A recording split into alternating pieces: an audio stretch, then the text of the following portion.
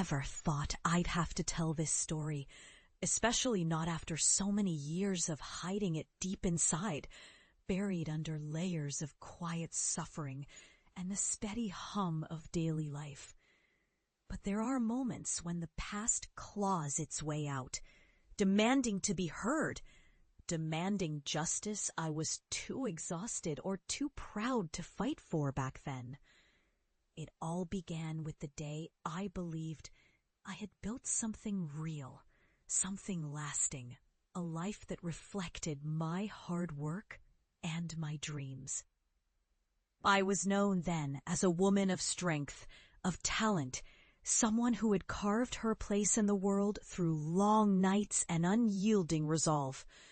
I had a thriving career, a circle of genuine friends, and a family that I loved fiercely, even if we had our cracks. My hair was dark and thick, my hands steady, my voice clear, and I thought I had finally sown myself a life where no one could tear me down. But life, as I have learned, has its own cruel way of testing your resilience. When I fell ill with a sickness that slowed my body and dimmed my spirit, I thought that was the worst I would face. I believed that the people around me, my family, my closest friends, would stand by me, that the respect I had earned would hold firm. Instead, I was met with silence, with whispers behind my back, with betrayal so cold it cut deeper than any disease ever could. It was my sister, my own blood, who saw my weakness not as a reason to support me, but as an opening. She saw my illness as a chance, a door to take what she thought was hers by right.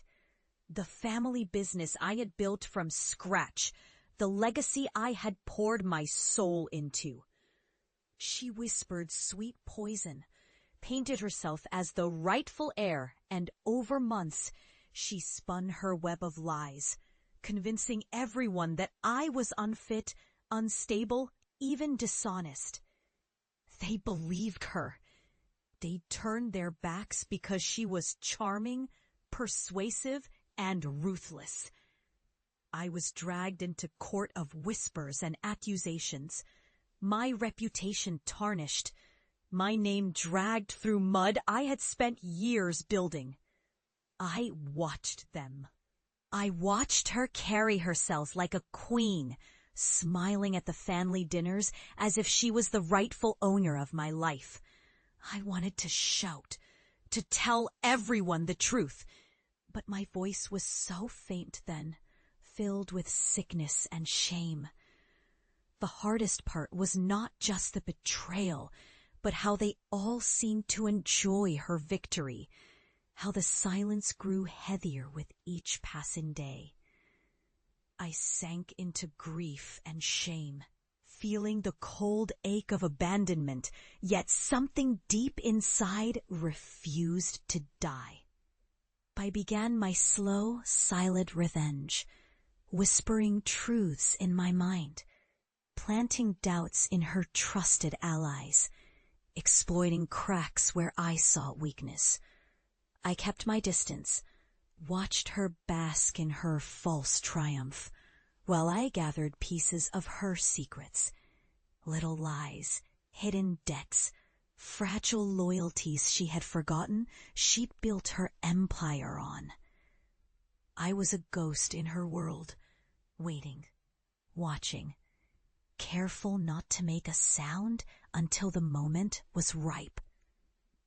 That moment came one evening when she thought she had finally won, when she was hosting a grand celebration of her so-called victory. I attended, not for her, but for myself, dressed in disguise, my heart pounding, nerves sharper than blades. I had left a tiny recording device in her purse, knowing her unspoken pride, her thirst for approval. When she began her toast, her voice full of false happiness, I pressed play on one I'd carefully prepared. The words spilled out, Her confessions, her lies, her admission of betrayal, things she thought were safe behind her polished smile.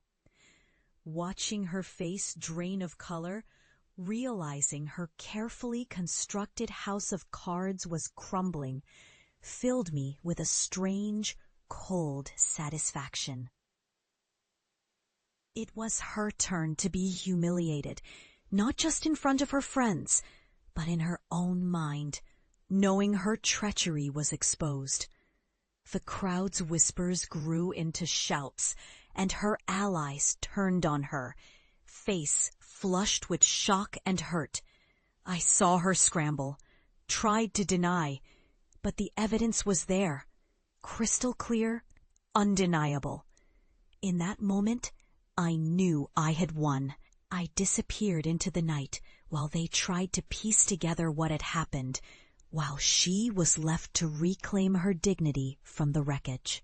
I stayed in the shadows, watching as her carefully curated world unraveled, as her allies abandoned her one by one, each revelation a blow to her pride.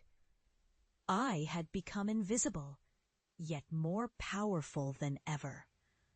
I had shown her that no facade lasts forever, that beneath all her wealth, her charm, her manipulation, was a woman just as fragile and just as vulnerable to truth. I realized as I walked away from that scene that I no longer cared for the life I had once fought so hard to protect. I let go of my reputation, my family, my dreams, and stepped into the quiet aftermath of my revenge. I moved far away to a place where no one knew my name, where I could finally be free from her shadow. I left behind the glittering lights, the applause, and the false smiles, choosing instead a life of simple peace.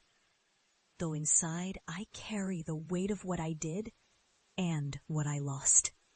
Because even now, I sometimes wonder if revenge has truly set me free, or if it has only hollowed out the part of me that still believed in truth and justice. I tell myself that I am stronger, that I have finally reclaimed my dignity, but deep down, I know that something essential was lost. My innocence, my trust, a piece of my soul that could never be replaced. Yet I also know I am not the same woman who once believed in fairness. I am the woman who learned to be cunning, who learned to turn her pain into power.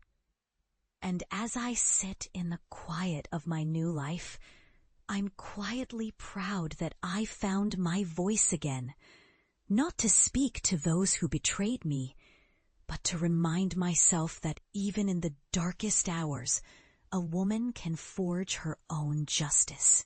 So, if you listen closely, you'll hear the faintest whisper of my victory, an echo that says, sometimes the only way to truly be free is to take back what was stolen and bury it all in silence, knowing that true strength is born not from the applause of others, but from the quiet resolve to never be broken again.